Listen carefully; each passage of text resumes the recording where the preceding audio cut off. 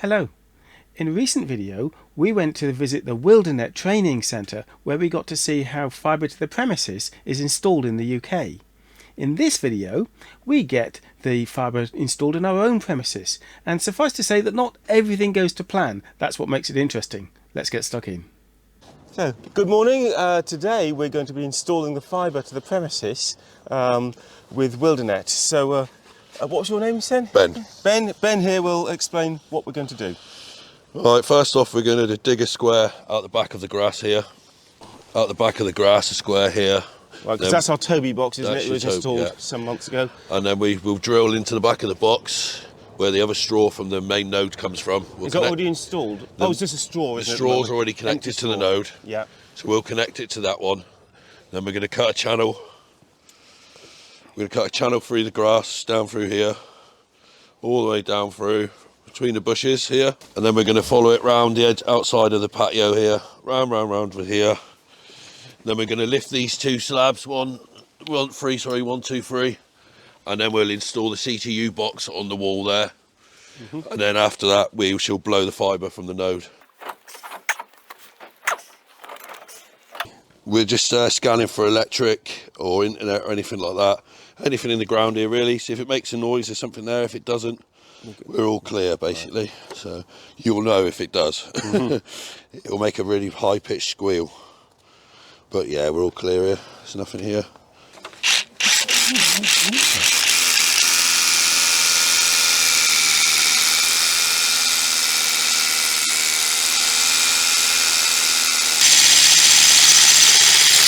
In. Yep.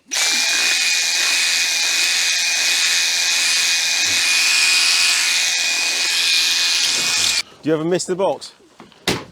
Sometimes you get like you've got a big wall here. You have to try and drill down through the wall, then get into the back of it. It's a nightmare sometimes, but you get there in the end.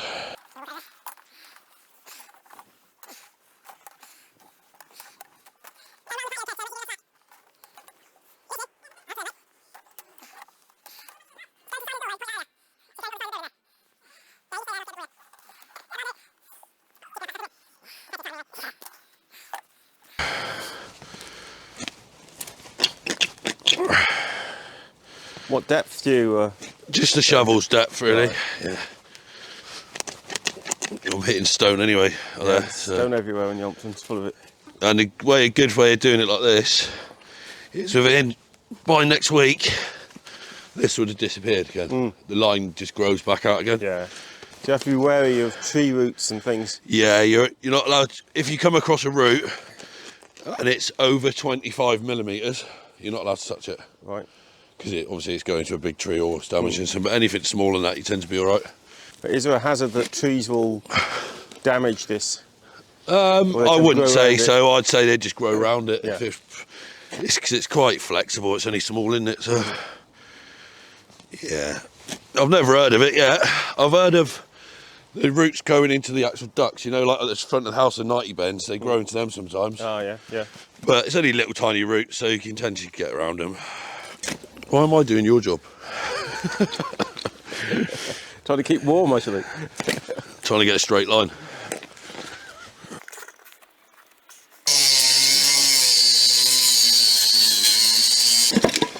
This is hard. That's all right. So this is typical, is it, what you find on people's houses? Yeah. A patio of some sort? Yeah, it's all right. All in a day's work. Now what are you going to do with that concrete? Now I'm going to cut a little channel through. Yeah. The best thing when you slab it is to not break the edges, and that's when you put it back down, you keep the same level as you had before. Right, yeah, I mean, if you start taking all this away, then you've got to re-level them all, and that's when your problems start with old slabs.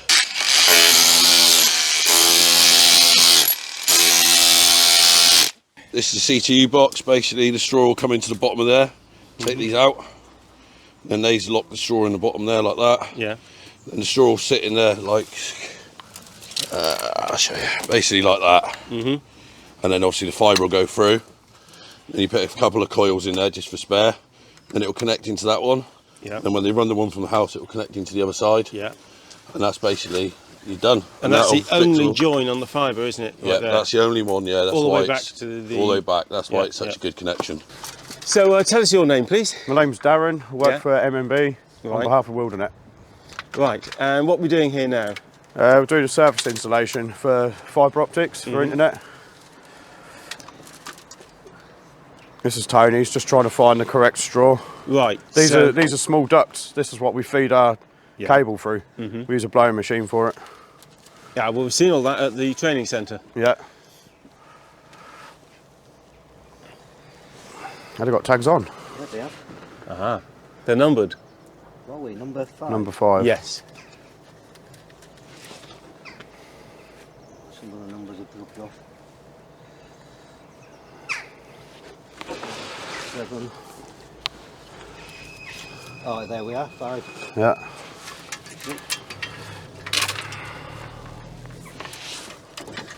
You need a connector, don't you? Yeah, I'll get one off. They'll have one up I'll there. go and grab one.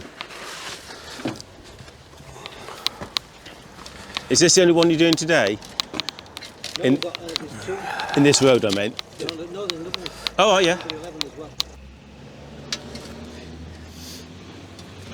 Obviously, it makes sense if you do several at once, doesn't it? Well, it doesn't normally work like that though. It just depends whatever jobs come out at the time. So I mean, you could be one address one day and you might be next door the next day, you never know. That's annoying. It's just, well, it's just whenever the job they ask. Oh, yeah, when they've been installed. So it's all, These are reusable connectors. Right. If you ever want to take them off, you pull these orange bits out, you can reuse them. So they're pretty handy. These are quite new. Yeah, okay. Yeah. So that'll go on the end of the straw. Yeah, just to connect 2 straws together. Right. And then the fibre should blow through that without hitting any as long as you get a snaps. nice straight cut Yeah. and they're touching in the middle, that'll go through. Less connectors the better though. Yeah.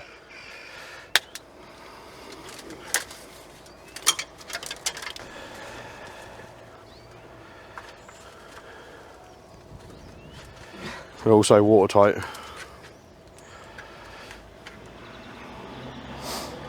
you've just got to make sure that the connectors are connected when you look out in the middle, that they're touching each other so Yes. that the fibre goes straight through. Otherwise it'd snag on Otherwise, it, wouldn't if it? you leave a gap, it can catch on it. Yeah. So you can see there, the closed right up. That should be all now.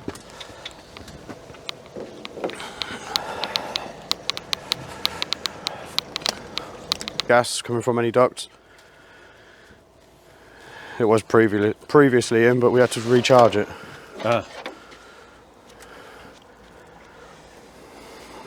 So just leave that for You just some leave it time? in there, and then if any gases come in, it detects it. And Right. That's mains gas you're looking for. no methane. Any kind of gas. Any type. gases. Yeah, it'll Any natural detect gases, any. yeah. You've got 4 main gases it'll detect. Oh, okay. Yeah.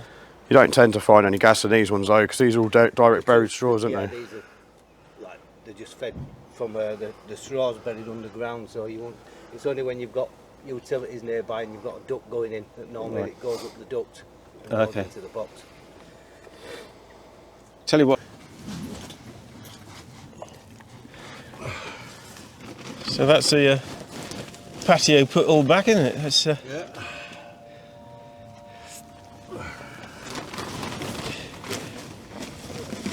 Got a little corner to back. right. I go shortly. You'll be blowing the fibre through from there, won't you? Yeah. Right. And then what will you see it first at the Toby box, and then No, from here, yeah, then it'll go through the Toby box and from the Toby box down to the other one. will you see it at the Toby box? If they open the join, you will. It Right. depends. Depends what they're planning on doing over there. Right. This stuff here, this cement, Uh-huh. goes off with moisture in the air. Oh, right. It's like post-creep stuff. So as soon as it gets moist, it'll set itself. Oh, there's plenty of that. So Yeah. Right in the winter, so Yeah. not so good. Where did I get that little bit? Ah, there it is. Just get the measurement in a bit. right.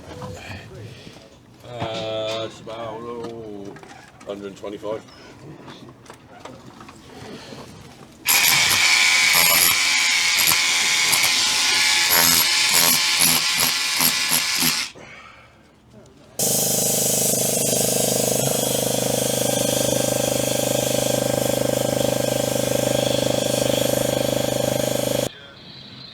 Locked already. Oh no, it's stuck. Oh no.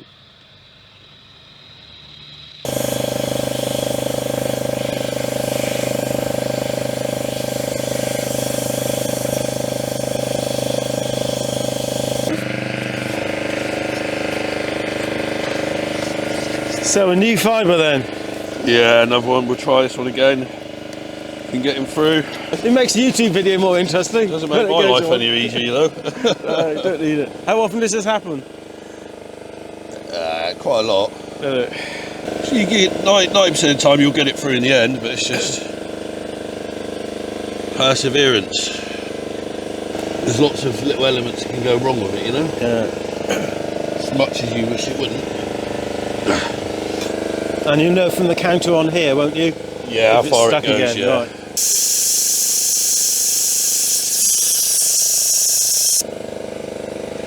Done it again, look. So it's stopped.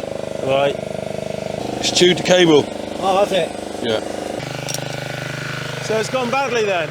Right, it's got to 14 metres and it stops. I'm going to try again. Right. Trouble is with the fibre, because it's so fine, when you hit a blockage, if it's hard, it kinks it, so you've got to run a new one. On its way.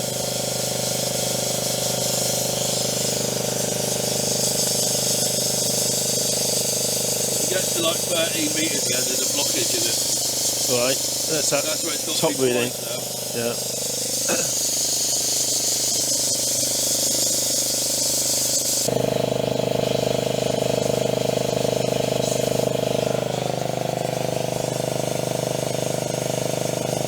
Right.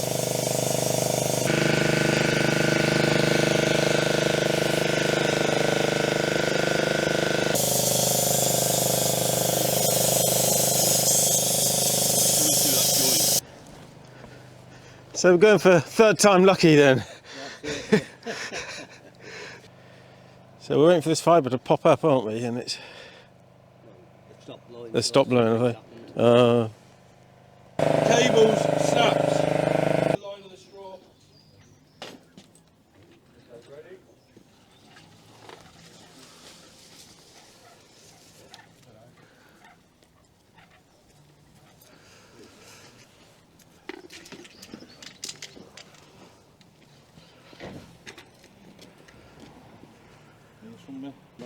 Yeah. I'm just going to get a measurement from here to... Right, basically we've tried to blow the fibre through the straw from the property. It's come through the Toby box at the end of our overlay, and then it's come past there, say 2 metres, which is 13 metres in total, and then we've hit a blockage in the straw where the straw could be kinked or squashed. There's been a repair here before by the looks of it, or a join. The tarmac's sunk. So I'm assuming that they've basically, when they've whacked it, they might have just kinked the straw or something. So we've had to stop there, and we'll have to get a permit, Right. and then come back and open this bit of tarmac up and have a look inside. Right, this is the second part of the install, which should have been when it goes live, but because we've had the fibre issue, they're going to have to do that later. But can I introduce you to Jack? And you actually work for Wildanet, whereas up until this point it's been MMB Networks. Yes, right, MMB, okay. yeah. Right, and your work today is going to involve putting the fibre through the wall here. Yeah. And connecting up with, we'll have a router and an ONT, won't we? Yeah. But unfortunately, as we said, we can't actually make it live today. Not today. Right, no, it's okay. a shame. Okay, let's see what you do then. Yeah. So really, I just need to be inside. Right, okay. So do you drill from So the outside in? Or... inside out.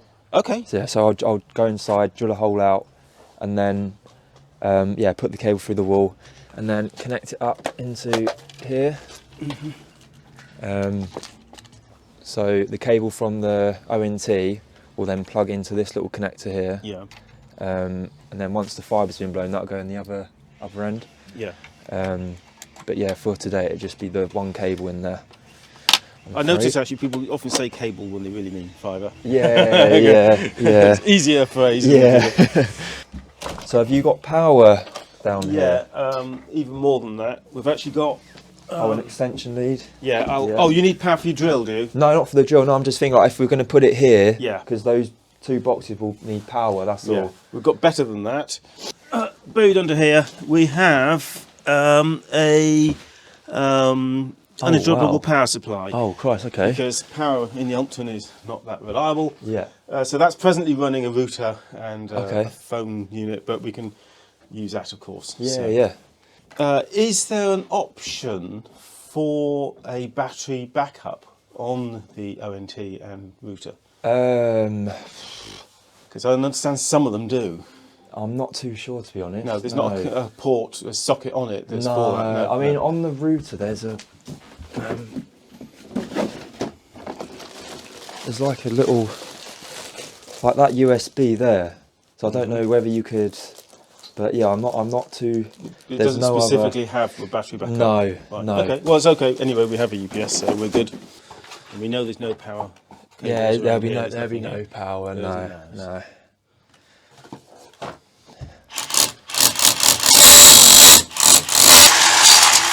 There you go. So, have you ever drilled right into the connector box outside? Yes, yeah, which is quite a nice little thing to do when it happens. So the cable's going to come out of that wall. It's going to be black, but I'll make it as neat as possible, just going into the bottom of this box here. Yeah. And then I can put like a brick coloured cover over the hole if you want me to as well. Right. Yeah. It's not too obvious here anyway. Yeah, it's not pushing yeah. away and what. So that's just a straw, is it, that one? No, Is that's that- just a cable to help the cable through Oh, the I wall. see, Yeah, right. it's just like a little flimsy. Yeah, we just use it to pull the cable through the wall.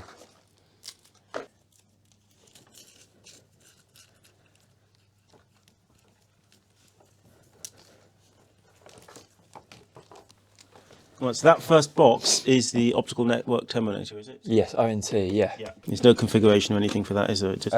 Not for that. The router I'll need to Yeah. configure, but this doesn't need any of that. Is there a hazard in this case because we don't have a fibre to connect that to? Yeah. That we're going to get dust on the end of that? No, so Or we could just leave that. once it's connected in the little connector, it's fine. But Right.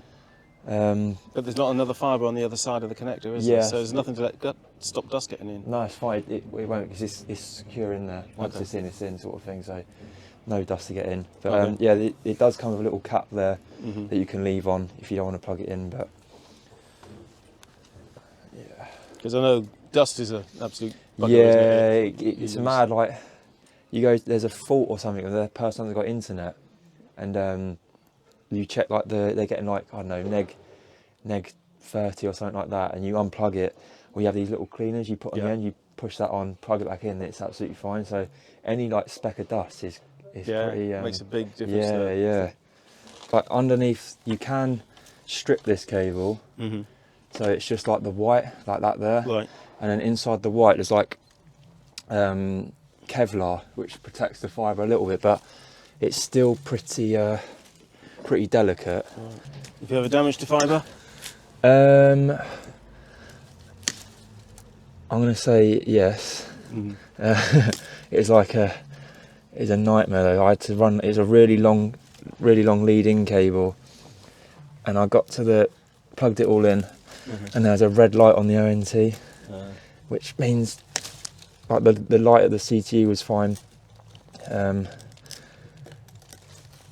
but yeah, at the ONT it was reading like had bad light.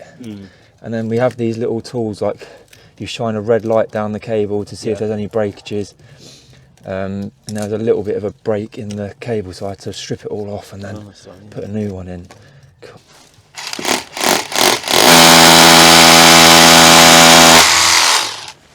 Well, it wasn't very secure at the top here, so I thought I'd just bang one of these in quick. It just makes it a bit. There you go, it's better. Yeah.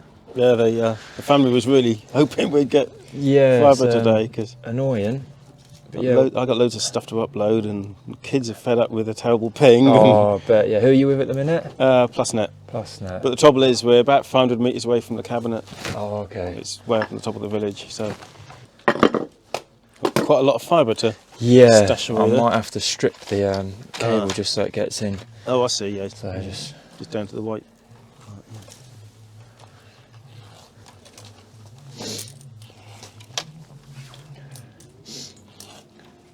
Well, that's quite a good idea then. So they kind of give you that to. yeah. So basically, easy to strip, if yeah. people if it's all internal cable, people don't want the black cable going across their skirting board. So Oh, I see, yeah. we just and you can't even see it as well when it's like clipped on top of a skirting board and it's white cable, it just blends in. So, but yeah, the black's for outside because it's like protected. Yeah. So.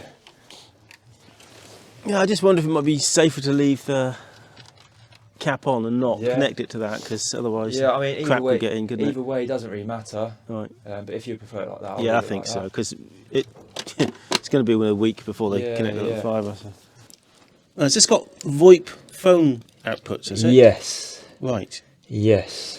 Does Wildanet offer a VoIP service? Yeah. Oh, I didn't even know that. Yeah, they do VoIP. Yeah. Right. Okay. Is that something you would be interested Yes, in? very much so. Yeah. Yeah, we And do. it can connect to a regular phone system as well as Yeah. VoIP phones. There we go. So yeah, literally. Right, so we've got a data connection. Yeah, it literally just does that. Yeah. That one's. I think that's for when there's an update. Okay. So that one will go red or orange or. Right. Yeah, but then We've one. got a red light because we've got no. Yeah, so once yeah. once the fiber's been blown and they've connected it up, that will then flash or go solid green, Yeah. and that's when you know it's ready. Okay, so thanks very much for that. right, you're Pity we welcome. couldn't quite make it all work No, today, it's but annoying, isn't it? hopefully But- it'll all be live in a couple of weeks. Yeah. Cheers. Definitely. Thanks No so much. problem. indeed. You're welcome. Bye for now.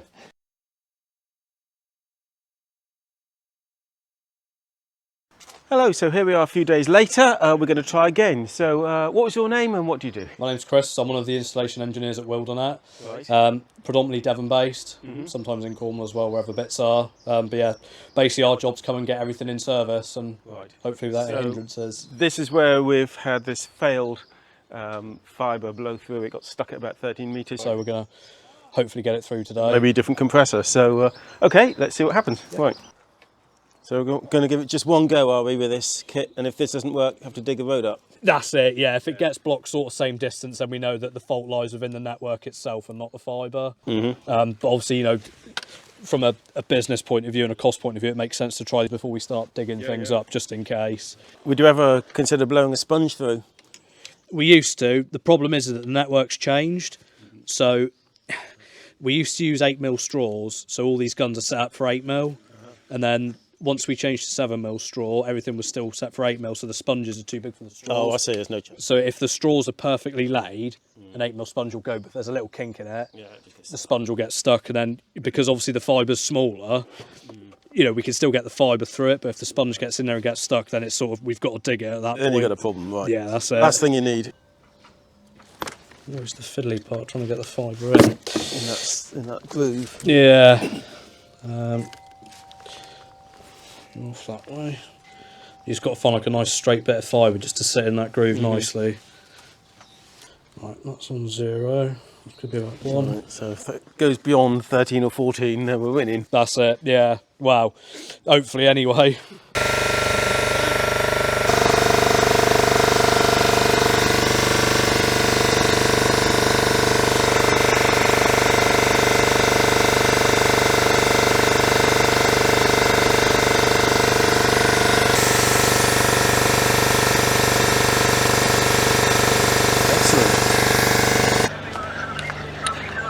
I think it should be near now.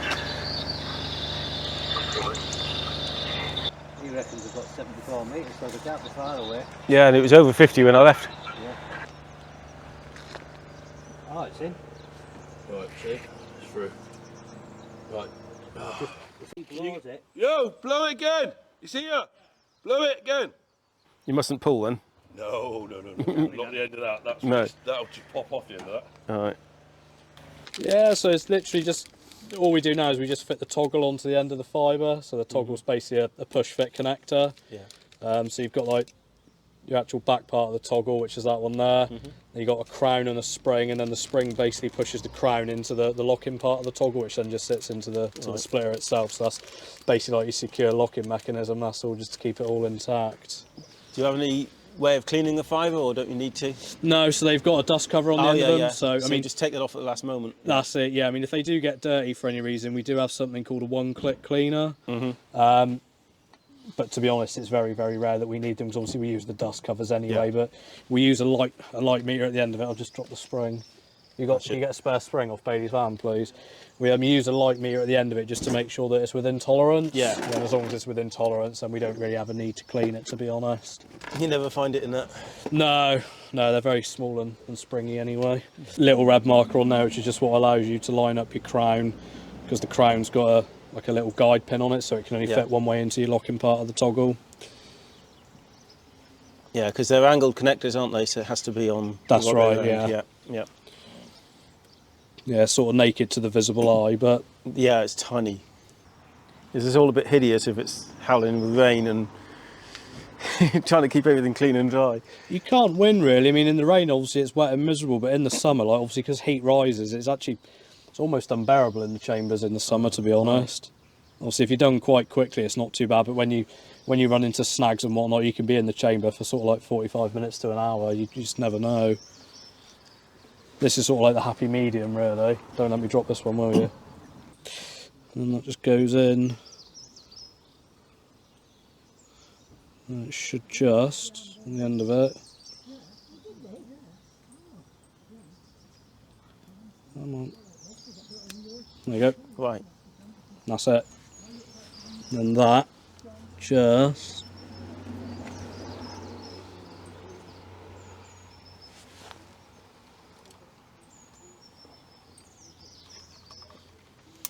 into there. And all the coils are spare fibre at the customer end. That's right. Because you'd have too much here, wouldn't you, otherwise? Yeah. We normally have up to 4 coils here, depending on how much comes through the straw. But yeah, the less in the splitter, the better. Basically, obviously, we could lose it all at the customer end in the CTU. So we're about to do a light meter reading. So what we got? Neg 17.9. So yeah, here's our good light. Is plenty, right? What sort of value is acceptable? What is it, Chris? Anywhere to neg 22, basically. Right. So yeah, we tend to install anywhere between neg 14 to neg 22. Anything after 22, we've got to look into it because you can get loss of transmission or change in transmission. Right. So all our spare fibres coiled up in there. It's quite a lot, isn't there? It's still a red light on it now. That's supposed to go green when it's got a signal. It's got optical supposed link. to. Is that a bit worrying?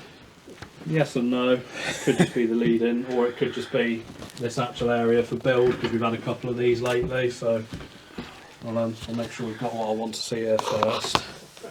So I thought that light would go green once it had light. It's supposed to, but the way that the OLTs are configured, we basically have to do a bit of background work to get them to go green, because it's a newly lit area, as they call it. Right.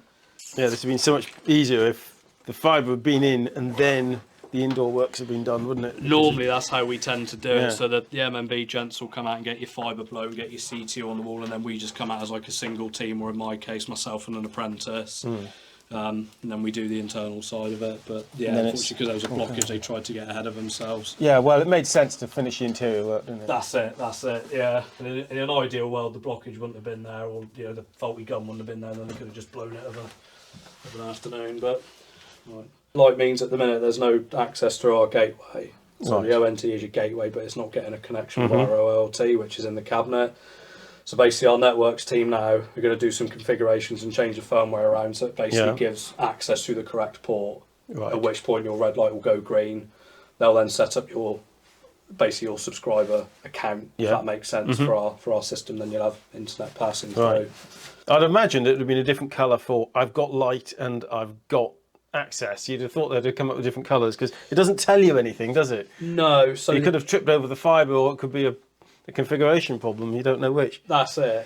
That is it. So I mean, the way they work traditionally, you've got your power light, which is always going to be green, and your PON light. So normally if it's red, but not on this occasion, normally when it's red it means there's no light coming through. So there's a break in the fibre.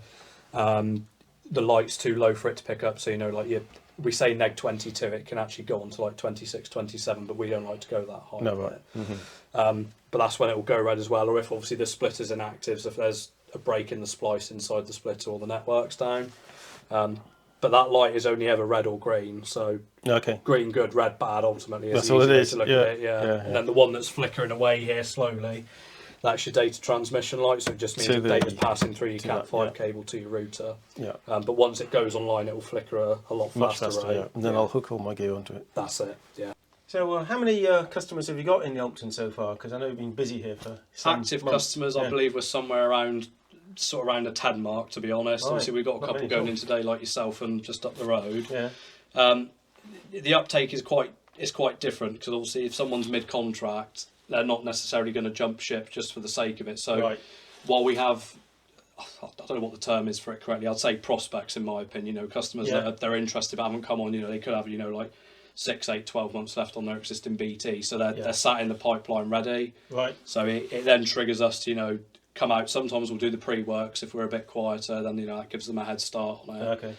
We can do what's called remote access as well. So on occasions when you get areas that they've sort of done half the digging, but you know they're not quite finished yet, if we know there's a couple in the road ready, or you know waiting to come on board, we'll go there and do the pre-installs. And then again, once the fibre's been blown, we don't actually need to come back. They can all be done remotely to keep them on board. Yeah, right. Yeah, so the first customers are the ones who really, really need it. That's it. Yeah, that's the ones, you know, sort of like, you know, like the trial people, aren't they? You know, sort of like everyone knows everyone in the village. Just, you know, we'll let you know how we get on, and it works from word of mouth ultimately. You know, you see the vans floating around. I think a lot of people, the reasons for going to fibre will be different.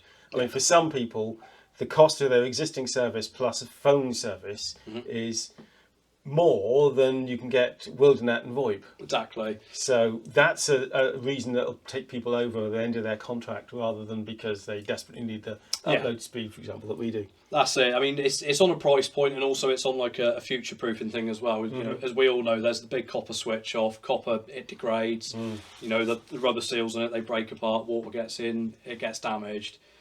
You say that you've got a fault with it, you ring up your provider, you know, Talk or Sky, for example, and say there's a fault. They'll look into it, but as long as they're getting the minimum speed through it, that's it. Sort of where it ends. So the beauty of fibre is that you won't get any degradation with it. You know, fibre is just like your little glass strand, so either it works or it doesn't. If it doesn't work, it's broken. Find the break, repair it or replace it. And fibre is capable of a lot. You know, we opt, I think, at our maximum package of 900 meg at the moment, but you know, in the future there's nothing to stop us going further again. Even faster. It kind of it's limited a lot on people's home networks, isn't it? Because that's right. Most people, unless you spend a lot of money, aren't going to have more than gigabit LAN in their house. The crippling thing isn't actually the internet, it's your items or your devices that are connecting to it. Yeah, I can see why you provide your own routers by preference as well, because that's a 2.5 gigabit link, isn't it, from here to there. Yeah, so the routers are 2.5 gig and our ONTs are capable of 10 gig. Right. So, you know, in theory, that ONT is going to be on that wall forever. That's the theory behind it. So, you know, if we do roll out, you know, 3, 4, 5 gig packages, it's just the router that needs replacing, not the ONT. Yeah. People tend to replace the router every X years anyway. That's it. Yeah. I mean, a lot of companies, including us, obviously will provide our own routers because we've then got the capability to log into the router itself. So if you've got a fault or an issue, you know, we can see to the splitter, we can see to the ONT, we can see to the router. Right. So if you're reporting, you know, packet loss or speed issues, we can log into it. Guys at the office networks will log into it, see what's going on. Yeah. You know, we've got that monitoring. Whereas if we had our own ONT and then your router, we can only get as far as the ONT. So we can say, look, you've got a service, but we can't do anymore. We can't go. But I could plug that old router. You could do, into there. You have to contact the office first. So our units work by MAC address. So if it doesn't recognise a MAC address, right. So that's interesting. Right. So you need to keep the correct router on there. Yeah. So we're stuck with this red light. So we're going to try another ONT. Does that mean that's a bad ONT, do you think? Looks that way, yeah. Yeah. So what, you send that back? Oh no, red again. Oh no, maybe not. Oh, I got excited for a minute. Yeah. Strange it done that. Like that, yeah. It looks like it's trying to latch onto a signal. Yeah, it's doing something now, it's updating. Mental. Oh well.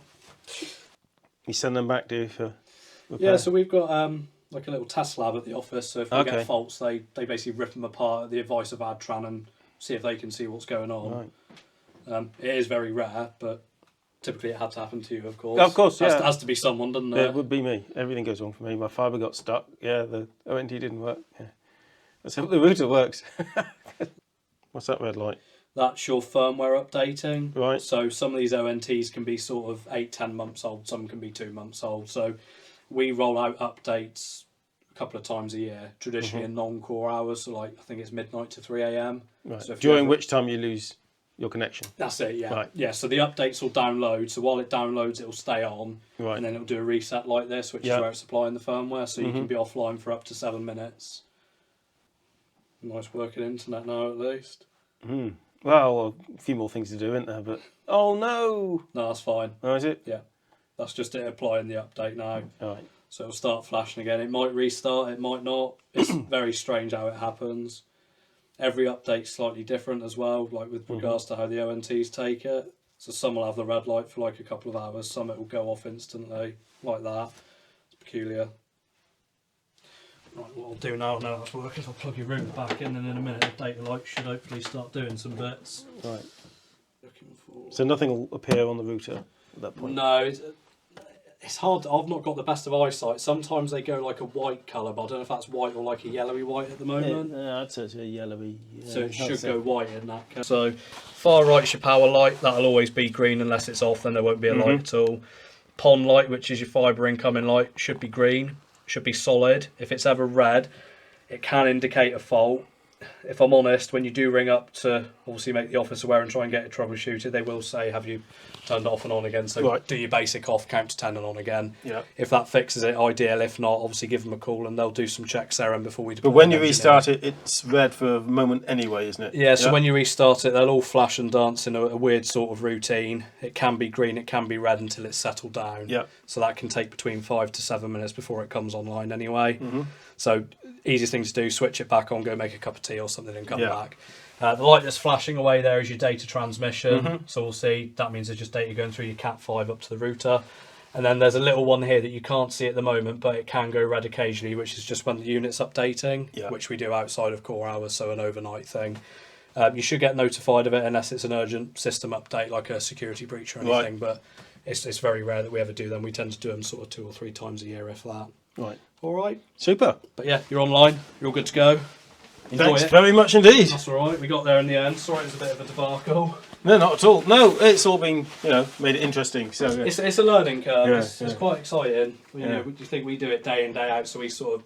I like to think we've seen everything, but I've not known me to have a dead ONT like that before, not in the box anyway. So. But it would happen to me, so that's normal. Anyway, yeah, thanks so much. All right. Really good. Lovely, Cheers. great. Thanks so much for your time. Right, might see you again. Who knows? Right. Cheers, guys. Right, thanks, bye.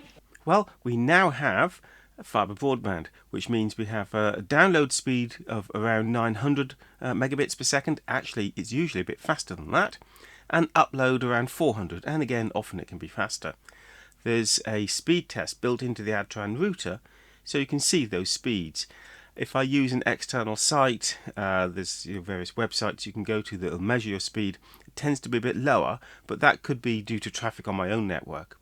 In fact, there's a 2.5 gigabit port on the Adtran router, so even though it has gigabit ports to your own network, you could have total traffic of more than 1 gigabit if your service provider allowed it, and the ONT has a port on it of up to 10 gigabits. So there's definitely the potential for increasing speed just by Wildanet providing that service in the future. Now, one of the other things I've decided to do is move away from having the old telephone line, and we're going to have VoIP or Voice over Internet Protocol telephone. There are sockets on the router for this, and Wildanet will come around and plug in an adapter which should allow our existing telephone system, which is a cordless base station and lots of actually 8 Philips handsets, to work with the VoIP system. So it won't give you the full flexibility of a proper VoIP set of telephones, but it should allow us to continue to use our old telephones, at least for the time being. Speaking of old telephones, I was rummaging around in my storeroom the other day and I found this evil, filthy, horrible old thing. But while we've still got a dialing tone, let's plug it in and let the boys play with this, because they've never tried using a telephone like this. Right, so Scott, I'd like you to try and use this telephone. So it's a wind-up telephone. I'd like to try to dial your mobile number on it. Reckon you can do that? Maybe. The first problem we have is how to hold the phone when you're dialing.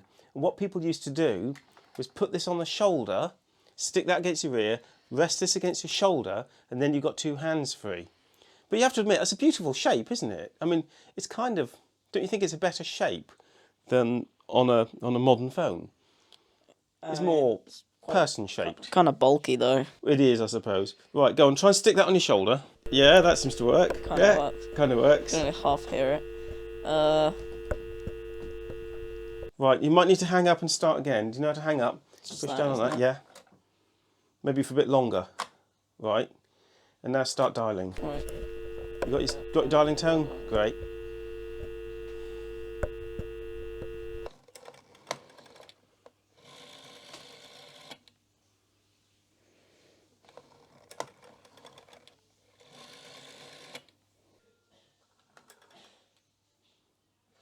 Ah, Scott, you've made a mistake. You have to drag it all the way to the very end. If you take your finger out early, you get a wrong number. Huh. Well, I forgot where I am now. Yeah, well, you can't go back one anyway. You have to start again.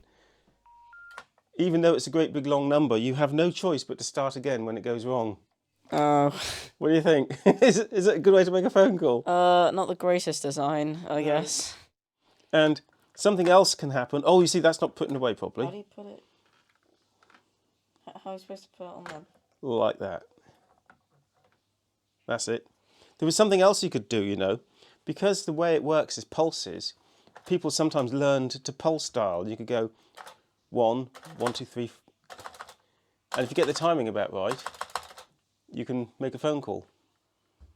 Or not. It's bit pot shot. But some phones used to have little hang-up bars than that. That's what phoning used to be like up until around about the 1980s, which was, you know, or even beyond. People were still using these in the 90s. Dial 0. You got the same problem. You have to hold the phone. Right, how do you do it? Put your finger in there and turn it all the way around until you come to the end. Keep going all the way. Let go. I think you've done it wrong, Max, because it's going do. Can you hang up? How do you put the phone receiver away? Oh, well done. Very good. So, Scott, it's not just that that's a landline, of course, because you've used landlines before, but that will be the last time you ever use a dial telephone, ever in your life. Because in a few days' time, that won't even work, and they're being discontinued throughout the entire country. Do you think you'll miss that? Do you think it's, you know, it's a cute piece of technology, isn't it? Yeah, I think it's kind of sad that you won't be able to use that anymore. No. Hey, what's that, Dad? This is our new router. Oh, I thought it was a PS5. No, it's a router associated with our new fibre broadband. Oh, that's way better than a PS5. Yeah, it is, isn't it? One thing I'm a little disappointed with on the Adtran router is that though it has a USB socket, it doesn't seem to support any file sharing from that. It would have been really handy for us if we'd been able to plug in a USB stick or drive into that and share files across the network for things like digital photo frames and stuff. So maybe that could be added in the future as a firmware update from Adtran. I'd really prefer to put the router on the wall mount rather than sitting on the table here where it's likely to get knocked over. It is quite a tall thing. There is supposedly a bracket available for this for wall mounting, but as far as I can tell it's only available in USA, so that's not any help to us. I'll have to come up with some sort of shelf arrangement for it. Not ideal.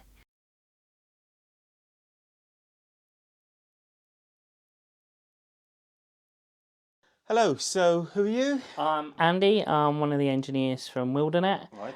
I've come to install an ATA, which should bring your phone line up and running. ATA, what does that mean? It's just what we use. I'll show you. So it's a little box. So we have an ATA and we have Yell links. This is our ATA version. So this connects into your router. Yeah. And then we plug your phone line into the back of this. Right. Which then brings up, hopefully. Right. Why do they have to send an engineer out to install this rather than just send it in the post? Are some installations more complicated than others? They can be. You can have the odd issue where we'll need to do a slight config on it. Right. Customers do opt to do them themselves sometimes. Okay. But if you get the cables the wrong way around, it won't work very well. Right. So it's sometimes just easier to send us out and we fit it. Right. And Okay. go for that. I think we're going to be easy because we have one base station here with 8 cordless phones hanging off that. So there's only one connection to the old phone socket. Hopefully that keeps it simple. Yes, because presumably when you have situations where you have a house with wiring all over it and extension phones all over the place, it's more complicated. Yeah. What do you do in that sort of situation? With that situation, if we can't use this because they're all wired phones, we use a Yolink system, which are wireless phones instead. So a very similar type of base. It just stands up and then all the phones are completely wireless. It's very similar to that setup, but on a Wi-Fi. So we have 2 of these sockets, which presumably you're going to use one of those to connect to that. No, we're not going to use one of them. They're not active at the moment. Ah. So what we do... So presumably the functionality of this box is actually included in here. Yes, it can be. So simply all it does is, obviously because you have no copper line anymore, it basically converts it from a internet signal into this box, which then converts it back to a normal what you would have for your copper. So I'm surprised what's the reason we can't use these? Is it a software issue or? Adtran, who own the routers, haven't opened them up yet. Ah, right, okay. I believe that's what the issue is at this precise moment. Right. There's another feature this should have and doesn't is it's got a USB socket, which you'd expect to be able to hang some memory, USB stick or something, and be able to share it, and that's not available either. I would say that's probably down to Adtran as well. Yeah. The other thing is there's a wall mount for this, a wall mount bracket, but you can only buy them in America. Sounds about right. So it's not that well supported in this country yet. Right, so I see that's different make to these things. Because both that and the ONT are both Adtran. Adtran, yeah. Yeah. This is Gamma Phone Line Plus. Oh, right, yeah, so they supply these. Yeah. Yes. So while we're waiting for that to be happy, can you tell me what the LEDs do? So this one will be your phone line. That one's just telling you've got internet, and that one's your power. That one's when it's doing updates and configuring. Right. Is there one above as well? That's just for a second phone socket. Oh, okay. So those 2 are just phone sockets. Right. And by second phone socket, that would be a second phone socket on the same number, would it? It wouldn't be Yes, like... I believe so. I've never used one. I've only ever used the one socket, and that's it. So if we wanted to have 2 phone numbers, so for example, business and domestic, you'd have to have a separate one. Really? Yeah, because what it does is it has a particular MAC address, and the phone number is assigned to that box. Right. So you have to have a separate one. Now we've already loaded an app on the PC. Yeah. From the links that came when we the signed phone up for line service. plus apps. Yeah. And in theory, you could use a PC as a phone. Yes, you could. In practice, it didn't work. I could hear other people, but they couldn't hear me. I have a webcam, and it said it's connected to the webcam mic, but it just didn't work. Right, so my other big question would be about if you wanted to use proper VoIP phones. The Yolinks. So this is only for use with this the kind old of phone. style, yeah. Right. The Yolinks, but I said very similar. There's a little box sits up there, and it comes with how many phones you want with it, and they then connect up wirelessly to that base, and you can put them anywhere. Right. So we have to buy that from who? Us. We do them. Right. I should imagine 8 of those would cost a pretty penny. And there it goes. And it's got the right number. Correct number, yeah. Good.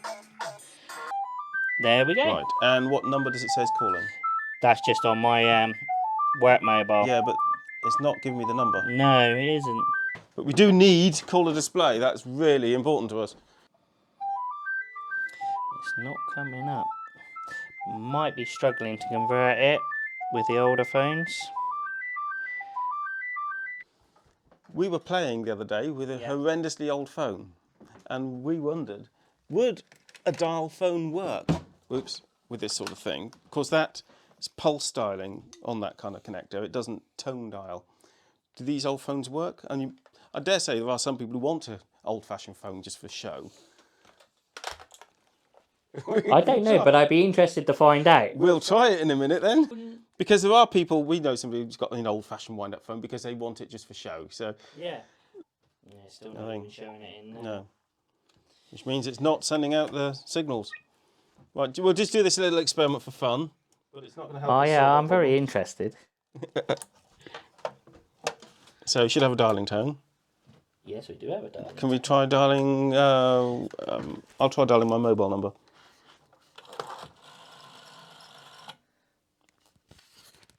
Still got the dialing tone.